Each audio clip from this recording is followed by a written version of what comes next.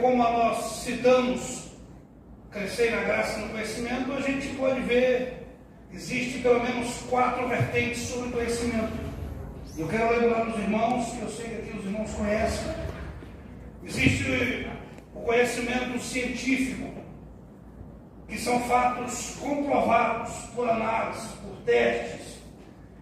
E a maioria desses conhecimentos, dessas 4 vertentes, 3 delas pelo menos, elas refutam um pouco o Evangelho. Elas refutam um pouco a palavra de Deus. Porque o conhecimento científico ele lida com os fatos de ocorrência lógica, coisas lógicas. Por exemplo, tem um Dr. Carl Andrews, do Colorado. Ele foi estudar lá onde Moisés atravessou com o povo. E ele chegou a 2 conclusões lá. Há um vento, num período da noite, que venta muito forte ali. E ele chegou a dizer, se os irmãos for procurar, pode procurar, eu esqueci o nome da revista sobre estudos, fenômenos. E ele disse assim que parece até milagre, mas não foi milagre. Há um vento naquela noite, durante a noite, que é capaz de tirar a água. Alguma coisa desviou o vento e pegou na água e tirou a água. Isso é estudo científico pago pelo governo. Há outro que diz assim que a ciência é a ciência. A ciência diz assim que quando eles passaram ali, o mar naquele lugar era um braço, em certo tempo do ano estava baixo. Estava pela canela quando eles passaram por ali. Isso é o conhecimento científico que tenta provar a Bíblia, que não é como nós cremos pela fé. Tem que ter lógica, tem que ter uma prova concreta. Eu acho interessante que alguém um dia foi falar isso para um pregador e disse: ah, pastor, aquilo não foi milagre não, rapaz. Aquele povo passou com a água pela canela. E eu dei glória a Deus onde o pastor falou assim: o milagre é maior ainda. Como é que morreu aquele tanto de gente afogada com água pela canela? Eles estão tentando tirar o conhecimento, alguns conhecimentos tentam tirar a glória de Deus, o poderio de Deus. Aquela passagem dos corvos, que um corvo alimentou Elias. Alguns, até mesmo pregadores, já disseram que aquilo era uma tribo chamada corvo. E quando eu ouço isso, eu entristeço, sabe por quê? Porque estão tirando o poder de Deus. Quer dizer que Deus não tem poder de levar um corvo, uma ave, para te dar um comer. Não, é uma tribo que tem lá, e eu vi isso de um teólogo, amigo meu, ele disse, ele prova que era uma tribo naquele tempo. Será que a Bíblia não citaria que era um povo chamado corvo? Então isso, pelo que a gente leu, é o conhecimento científico, que tem que provar todos os fatos. Como a Bíblia faz, algumas coisas na Bíblia não são provadas, não tem jeito de provar com fatos, é pela fé. Eles não creem. E eles dizem que a Bíblia não é certa, não é verdade, porque não tem prova. Há o conhecimento empírico, que é a partir da interação com o ambiente. Tudo que eu conheço, eu conheci, tive uma experiência com certa coisa, é o conhecimento. E aí, há algumas coisas que eles usam, agora, quando a gente corre muito, antigamente, quando menino, a gente colocava folha para parar a dor. Segundo o conhecimento deles, se colocar um algodão na testa de uma pessoa que está soluçando para.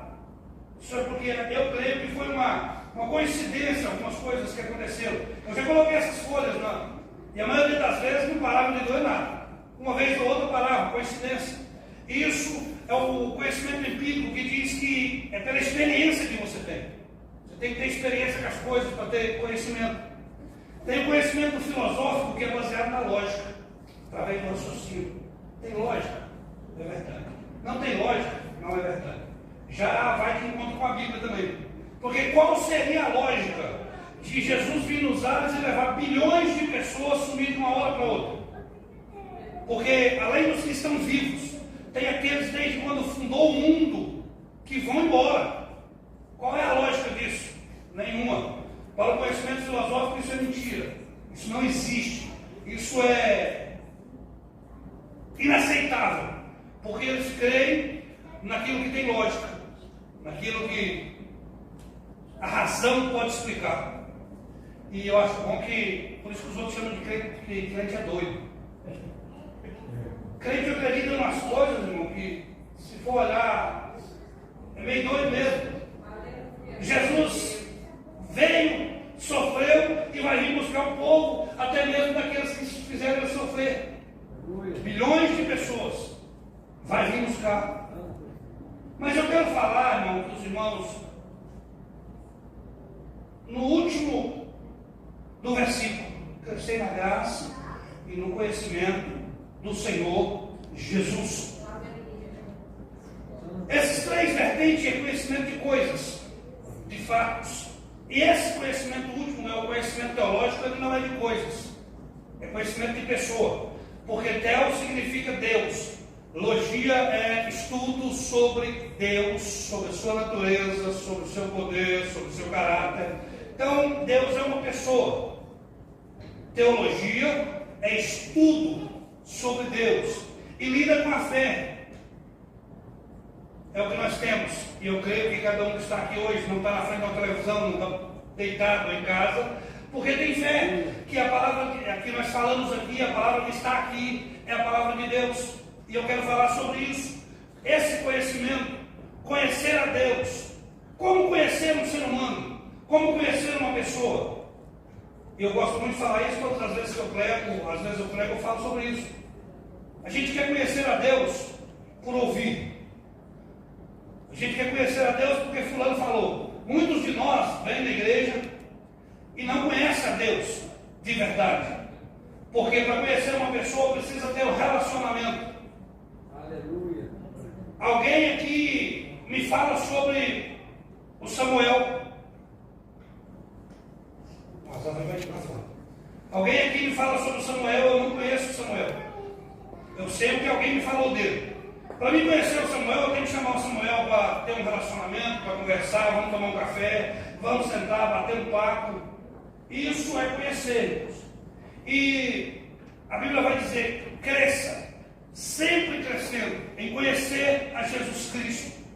Nós queremos conhecer a Deus e não queremos relacionamento com Deus, porque relacionamento traz para nós responsabilidades. A maioria quer vir à igreja porque é um lugar bom.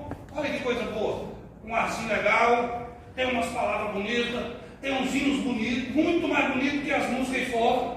Mas na hora de relacionar, para conhecer a Deus, não quero. Porque se eu conhecer a Deus, eu vou saber o que Deus gosta, o que Deus não gosta. Eu vou saber o que eu posso, o que eu não posso. Então queremos conhecer a Deus, mas do nosso jeito. E hoje, em muitas das igrejas, muitos de nós, a gente não vê mais, e todo mundo fala isso, a gente não vê mais milagres, a gente não vê mais aquelas maravilhas que é contada, que muitos de nós já viu. Os crentes mais velhos, eu nasci no Evangelho, já viu paralítico andar, já viu milagres de vomitar câncer. Mas não tem porquê. Porque nós deixamos de relacionar com Deus. Nós queremos um culto e quer que Deus derrame o céu sobre nós, quer que a glória de Deus derrame sobre nós. Mas quantos de nós hoje tirou pelo menos um minuto para falar com Deus, para relacionar com Deus, para pedir a Deus: Deus abençoa nós naquele culto nessa noite, fala conosco naquele culto nessa noite? Nós não fazemos, colocamos desculpa no tempo, colocamos desculpa na falta de tempo, porque eu trabalho o dia inteiro, porque eu chego 6 horas, já está na hora de ir para a igreja, quando eu venho da igreja já é hora de dormir. Mas se um dia porventura convidarem um de nós para ir para um churrasco, o tempo vai aparecer. Porque tempo, irmão, é prioridade. Tempo é nós que fazemos. É aquilo que tem prioridade. Quando a gente tem prioridade, uma coisa como prioridade, a gente acha tempo para fazer. E nós precisamos, como igreja, como filhos de Deus, como salvos em Cristo, precisamos voltar a relacionar com Cristo, a ter relação, um relacionamento com Ele. E nós não queremos, porque é difícil. Primeiro, para relacionar com Deus, tem que ser salvo. Porque quem não é salvo, o pecado faz a divisão. Isaías 59, 1 e 2. O pecado divide, o pecado separa. Não tem como eu me relacionar com Deus se eu não for salvo, se eu não tiver arrependido dos meus pecados. E aí, eu disse uma vez para o irmão, e ele estralou o olho, eu disse até na igreja: o que é arrependimento, irmão? Arrependimento não é remorso. Remorso é você fazer um trem errado e, nossa, eu fiz, e chora, sai naquela porta ali e faz de novo. E chora de novo e faz de novo. E e chora de novo e faz de novo. Isso é remorso, isso não é arrependimento. Arrependimento é mudar de pecado. Agora foi aí que o irmão está dando orgulho. Como assim mudar de pecado? A Bíblia diz que todos os dias nós pecamos. Nós somos pecadores. Só que hoje eu vi no meu celular um vídeo de pornografia. Eu me arrependi, eu orei, chorei, pedi perdão e amanhã eu posso até cometer outro. Mas aquele eu não cometo mais. Porque eu arrependi. Arrependimento é largar para trás. Você pode até ter feito. No outro dia, se pecar de novo, aquele você não comete mais. Porque arrependeu. E remorso é diferente. Quando é remorso, você faz agora, virou a esquina, ninguém está vendo, pega de novo, vê de novo. Isso é remorso, não é arrependimento. E quem é arrependido, que erra, mas arrepende de verdade, vai largando para trás, vai deixando aquilo para trás. E Paulo disse que temos que ser melhor todos os dias. Hoje eu cometi 2, amanhã 1, e vai indo, vai melhorando, vai melhorando. Esse pode ter relacionamento com Deus, porque a Bíblia diz ser santo, como eu sou santo. A Bíblia não diz tente ser santo, se você não der conta, tudo bem. A Bíblia diz seja santo. O que é santo? Seja separado das coisas do mundo. Ah, mas você peca, a gente tem uma natureza adâmica que realmente acontece, mas deixa para lá, irmão, pecou, arrepende, pede perdão, e diga, Deus me ajude, não cometa mais. Isso é arrependimento. E pessoas que é arrependida, que é salvo, pode ter um relacionamento com Deus. E qual é a outra? E eu quero falar de 2 maneiras de se relacionar com Deus. Para me relacionar com Samuel, eu preciso falar com ele, e é um diálogo e ele vai falar comigo. Temos que ter conversa de qualquer relacionamento. Um casamento sem diálogo não vai para frente. Amizade sem conversar não. Como é que é esse negócio? Então precisamos, irmãos, voltar a ler a Bíblia, porque a Bíblia é a boca de Deus falando conosco. Precisamos gastar mais tempo em ler a Bíblia. Nós dizemos que conhecemos, mas não lemos nada dele. Não deixamos ele falar conosco, porque nós temos um negócio agora que apareceu aí, de se eu quero que Deus fale comigo, eu vou ligar para o profeta tal, pago ela no café e ela vai profetizar.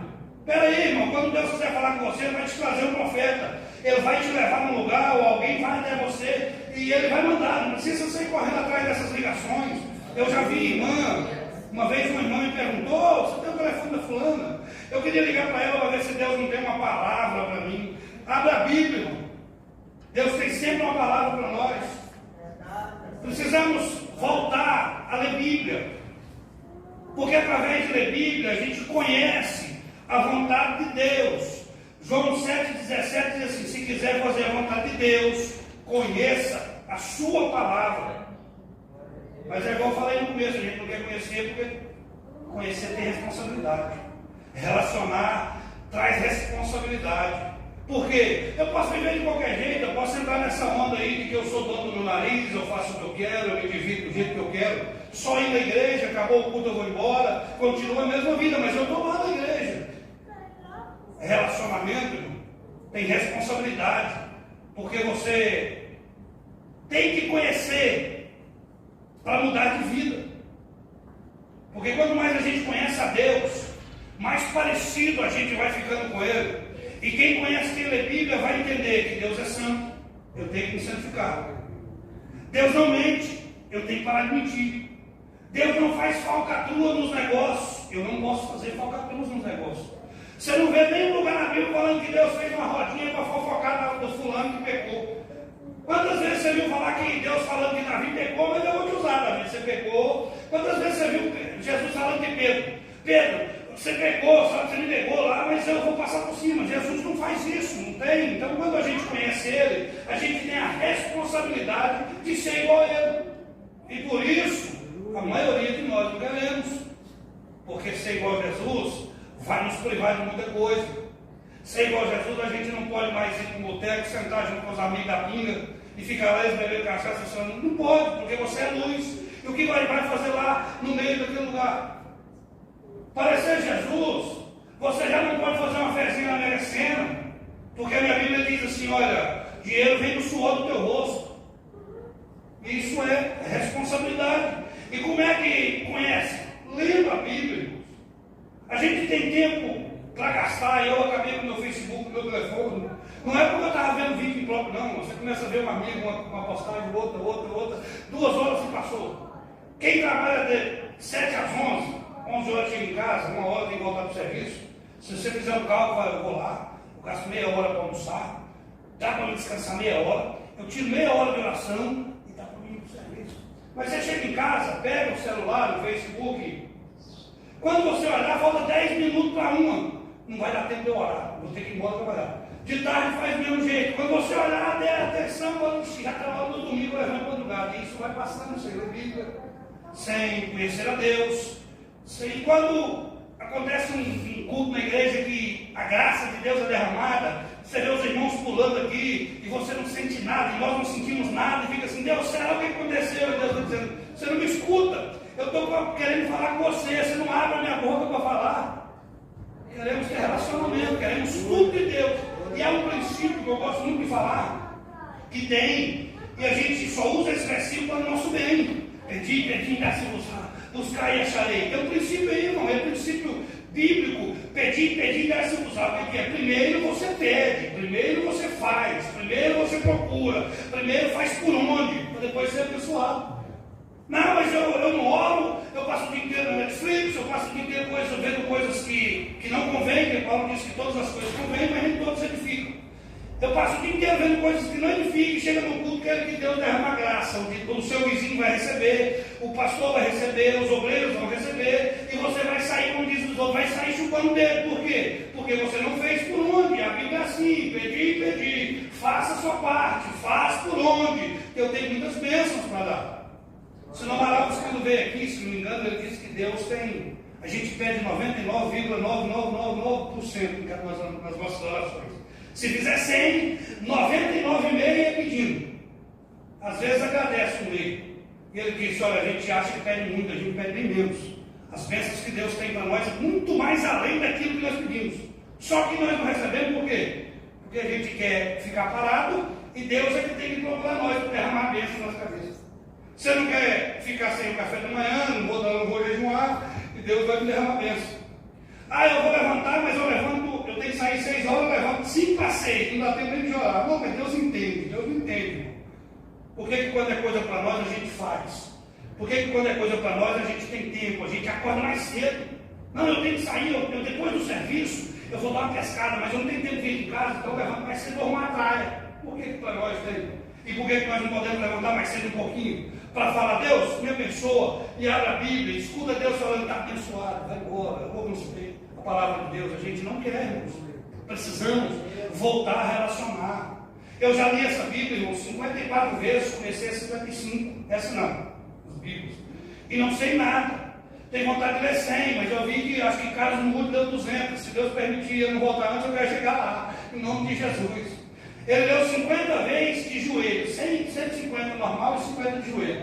Eu estou quase chegando, eu li 53 vezes normal e um de joelho. Vou chegar lá.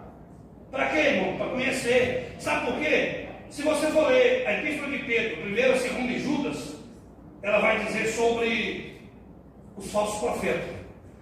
A intenção de Pedro escrever, quer ver? Na 1ª Pedro, trata do encorajamento durante os tempos de perseguição. Na 2ª Pedro, trata da ameaça e heresia que gnosticismo significa, do conhecimento. No 1 Pedro, ele trata do perigo fora da igreja, as perseguições. Na 2 Pedro, ele trata do perigo dentro da igreja, as falsas doutrinas. 1 Pedro, ele anima a igreja. Na 2 Pedro, ele adverte contra as heresias que já chegou. No primeiro, ele estava dizendo, olha, vai para frente, tem uma coisa errada chegando aí perto, mas ali. Na segunda ele falou, já chegou, já está aqui dentro. A heresia, as coisas estão aqui dentro.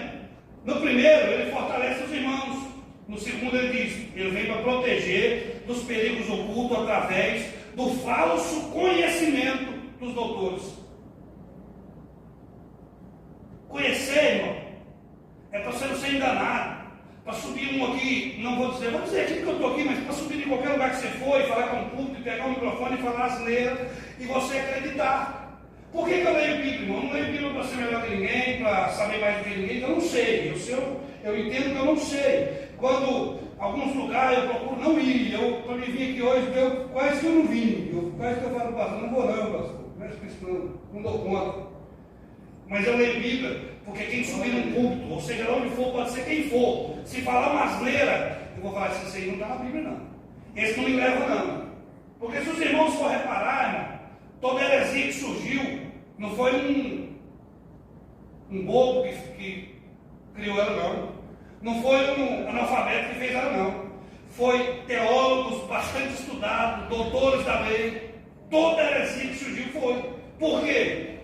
Jesus dizendo no capítulo 22, versículo 29, se não me engano, de Mateus, diz assim: vocês erram porque não conhecem a palavra, não conhecem a Escritura. Oséias capítulo 4, versículo 6 fala assim: o povo erra porque não tem conhecimento da palavra de Deus. Por isso, irmão, a gente vê, infelizmente, eu bato na tecla contra isso. A gente vê cada umas coisas nos cultos hoje em dia que só Deus dá causa. Ainda tem igreja como a nossa, eu não falo de outra porque eu não conheço, só conheço de ir pregar e sair, mas ainda tem igreja como a nossa que, se vier uma vez, depois corta. Mas está tendo cada baboseira no público, porque a pessoa que vem pregar não lê e quem está aí também não lê. Então, o que falar aqui em cima está bom. E quem lê, fala: meu Deus, o que é isso? O que está acontecendo? Cada coisa, gente. É por falta de conhecimento. É porque nós não temos tempo para ler. E é tão bom quando você pega a Bíblia, tudo é costume. Você começa a ler, é difícil, mas você entra, vai entrando, eu faço o seguinte, eu vou entrando, quando eu começo a ler, eu entro na história, eu me vejo lá dentro, quando eu vou embora. Eu já cheguei a ler 120 capítulos num dia. Você vai entrando, eu já li a Bíblia com 9 dias, e agora no final do ano eu quero ler com 7. É o dia inteiro, mas eu quero ler. Porque é tão bom, além de você ficar... dá até sabedoria, irmão. Eu tenho farta séria. Depois que eu comecei a ler a Bíblia, até falar melhor, eu comecei a falar.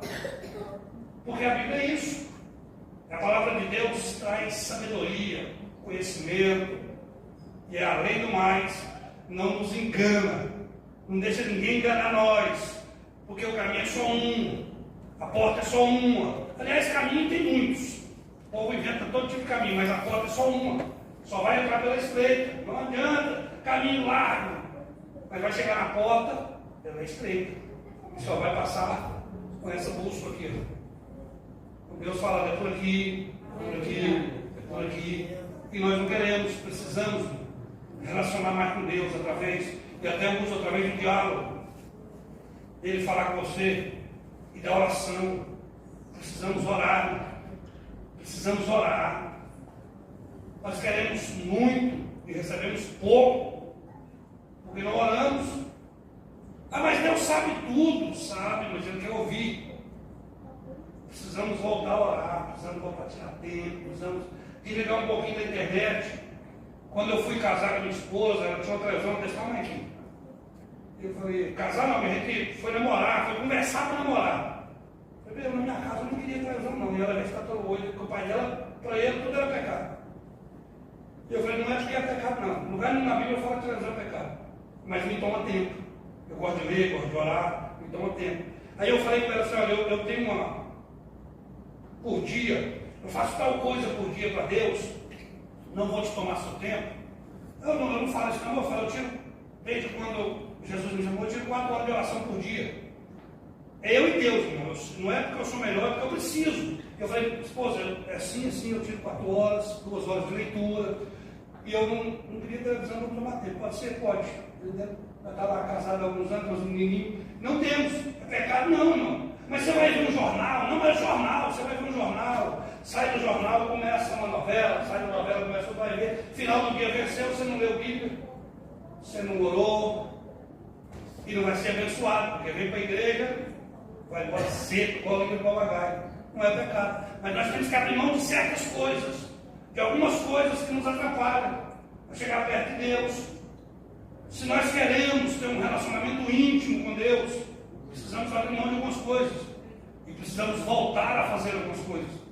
Tem um irmão lá na igreja, ontem o pastor da Getsemane estava falando, qual é o nome do pastor? O Merindo.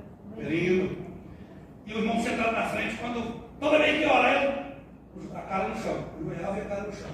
O Merindo falou assim: eu preciso voltar para aquele lado. é novo convertido. Pois é, não precisa mesmo. Porque quando aceitamos a fé, o pastor marcava uma oração 6 horas, 5 e meia nós estávamos na porta. Se ele chegar às 10 para 6, fala assim, pastor, o senhor demorou. Hoje o pastor marca uma oração, se ele tiver família que vem com ele ora com a família, se ele ora sozinho. Porque nós temos tempo para tudo, nós queremos tudo e não queremos fazer nada. 2 coisinhas, irmão, faço demais. É ler Bíblia e orar. Se nós quisermos ter relação, um relacionamento com Deus.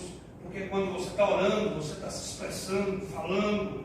Eu vi um pregador falando uma vez, e eu concordei, que a gente tem algumas coisas que a gente não conta. E ele citou lá no dia, estava pregando no culto da mulher, e falou assim, irmã, quando você for orar, tiver naqueles dias, conta para Deus que você está naqueles dias, até isso você quer saber.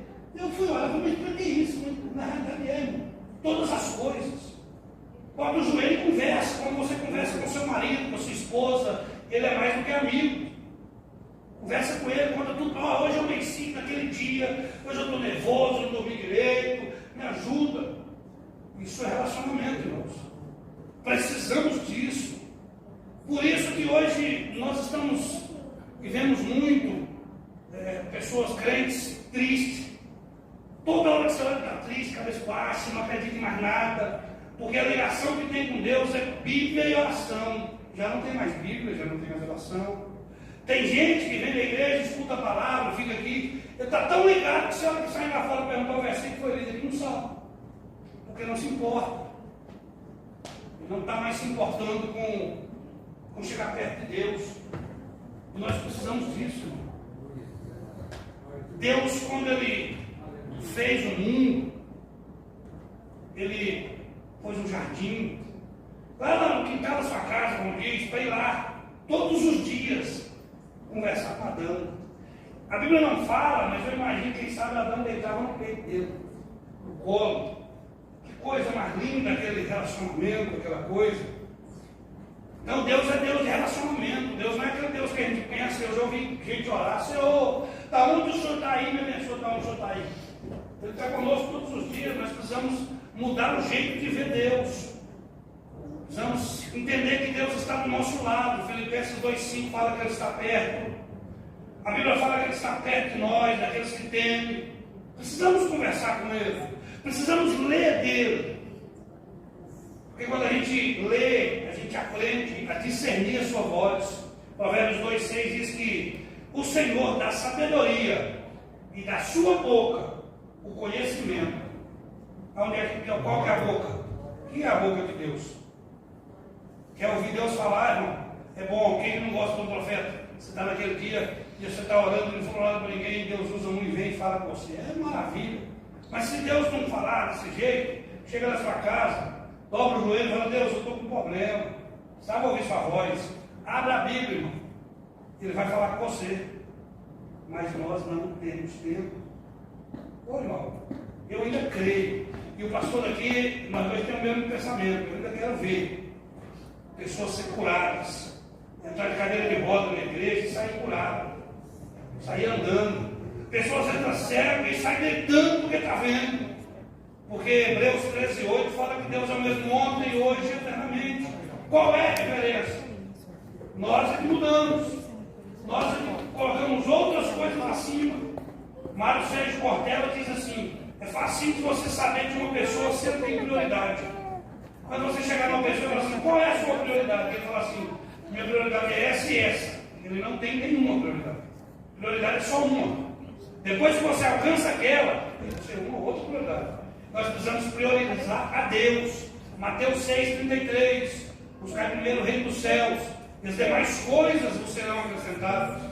Precisamos chegar mais perto de Deus. Porque Deus sabe o que nós precisamos. Tenha certeza que Ele não vai te dar luxo. Ele não vai te dar coisa para você luxar por aí, não. Mas o que você precisa não vai faltar. O que é necessário não vai faltar. Mas precisamos chegar mais perto dele. Precisamos andar mais com Deus. Além do mais, conhecer a Deus, usar a vida eterna. Jesus fazendo um discurso, os discípulos foram saindo. E ele disse, você também quer ir para onde nós vamos? Só o Senhor tem a palavra de vida eterna. Ler Bíblia nos leva Eu costumo dizer que a Bíblia é a bússola. Quando a gente sai com uma viagem, eu creio que a pastora viajou lá para o Nordeste, tinha lugar que não conhecia, usava o GPS. Nós para o céu a gente não sabe o que vai passar não, irmão. A gente sabe que tem um caminho estreito, a gente sabe que tem uma porta estreita, mas tem um caminho. Olha o GPS aqui, ó. Isso aqui nos ensina o que tem no caminho. Isso aqui nos ensina como passar pelas dificuldades do caminho. Ah, mas vai furar o pé. Aqui é o bálsamo que cura a ferida. Glória a Deus. É o bússola, irmão. Quer ir para o céu? Ninguém vai para o céu sem isso aqui, não, irmão. Sem ler Bíblia, sem conversar, sem ouvir Deus, sem conhecer. Ninguém vai. É sem ler Bíblia e sem oração. Eu conheço a Deus. É um testemunho que eu vi, eu gosto muito dele. E os irmãos devem ter ouvido uma irmã crente, foi à igreja todos os cultos, dizimava, ofertava, marido crente, família crente. Quando é fé, o marido sentiu uma dor, foi no médico, descobriu um câncer já na última. Com uma semana ele já estava internado. E o doutor falou para ele tem 20 dias. Vai ver só 20 dias. Se tirar daqui, morre na hora de se tirar. Então aqui ainda tem 20 dias, você pode viver todo dia. E 20 dias ia dar uma segunda. E ela, eu conheço a Deus. Deus não pode fazer isso, não. Chegou em casa, chamou sua filhinha e falou, minha filha, eu vou para o quarto, vou subir lá para cima, eu vou orar. Se alguém bater aí, não chama não. Estou ocupado. Chegou lá no quarto, dobrou o joelho e falou, Deus, eu te conheço. Salva meu marido. Eu sou seu amigo, eu te conheço, e essas coisas, sabe? Bateram na porta, um mendigo chegou na porta dela. E a filha foi atender e correu para chamar a mãe veio e o mendigo, eu quero comer, quero beber, quero vestir. E ela maltratou esse mendigo e falou, vai embora, eu estou na dificuldade, meu marido está doente, vai embora, não volte mais aqui. No outro dia, do mesmo jeito, quando o mendigo bate na porta, ela sai lá fora e maltrata ele de novo. No terceiro dia, o mendigo chega de novo, ela estava orando, ela desceu, aí ela descascou ele com força. Mas a oração dela era assim, Senhor, eu te conheço, o Senhor é meu amigo, ajude meu esposo, eu te conheço, Deus. Terceira vez, ela maltratou o mendigo e subiu para o quarto. Isso no domingo. O pastor foi buscar ela na igreja, ela estava tão fraca de jejuar e orar, e não dar conta, desesperada, porque segundo o marido ia morrer, segundo o médico. E ela chegou e caiu na frente do culto, na hora de começar o culto. E gritava, e o pastor ficou sem jeito, daquele negócio, levando com a irmãzinha do cocô lá atrás. E vem nela e coloca a mão nela e fala assim, você disse que me conhece, essa semana eu tive 3 vezes na sua casa, e você não me deixou entrar.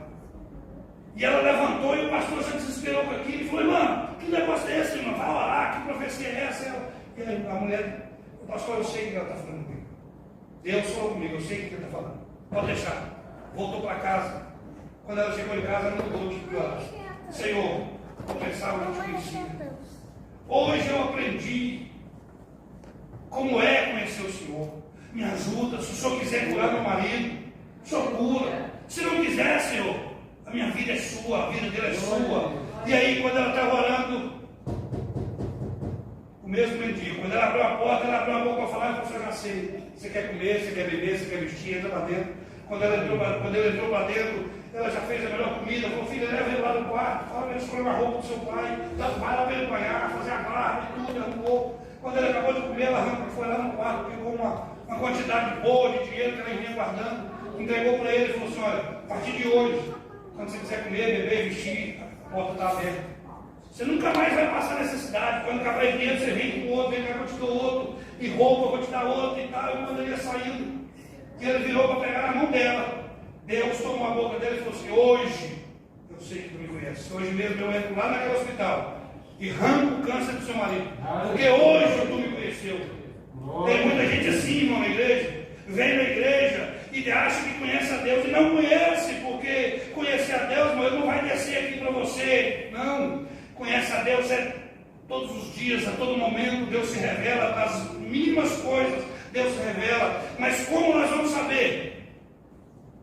A palavra de Deus. Aleluia. É onde nos fala de Deus, é onde nos explica quem é Deus, é onde nos ensina quem é Deus, é onde nos mostra como é.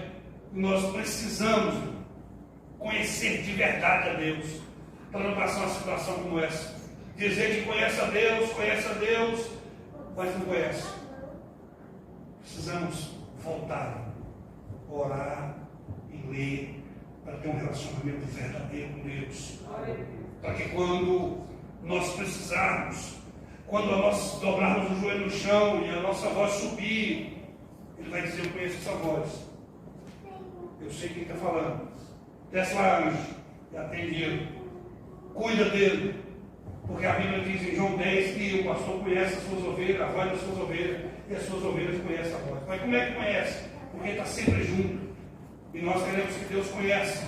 Muitas das vezes nós oramos, faz uma campanha, só na campanha, e não recebe. E Deus fala: eu conheço todo mundo, mas tem uma voz diferente ali que eu queria conhecer. Precisamos parar de ser só de campanha. Precisamos aumentar um pouquinho. Faz um teste. E se nada acontecer na sua vida, o dia que você quiser falar para mim que não aconteceu, eu como folha por folha dessa Bíblia, sem sal, sem nada. Porque foi comigo, foi assim. Precisamos mudar. Você ora 5 minutos, passa a orar 7, faz o sacrifício. E aí você vai orando, e vai tendo intimidade com Deus, vai tendo conhecimento, e a coisa vai ficando boa. E você passa a sentir falta. Eu acordo de madrugada, eu ponho o relógio para despertar 4h30. Em dia de 10 para as 4 eu acordo. E aí eu já acordo sem sono. E eu vou dormir. Quando eu falo assim: vou aproveitar para melhorar. Mas não é eu não, irmão. É porque, como a gente sente falta de falar com Deus, eu creio que Deus também tem saudade de ouvir a nossa voz. Ele te levanta para você falar com Ele. Eu quero ouvir sua voz. Porque o milagre que nós queremos e que Deus tem é para nós, irmão. Nós precisamos ir atrás dele, precisamos mudar o nosso jeito de vida.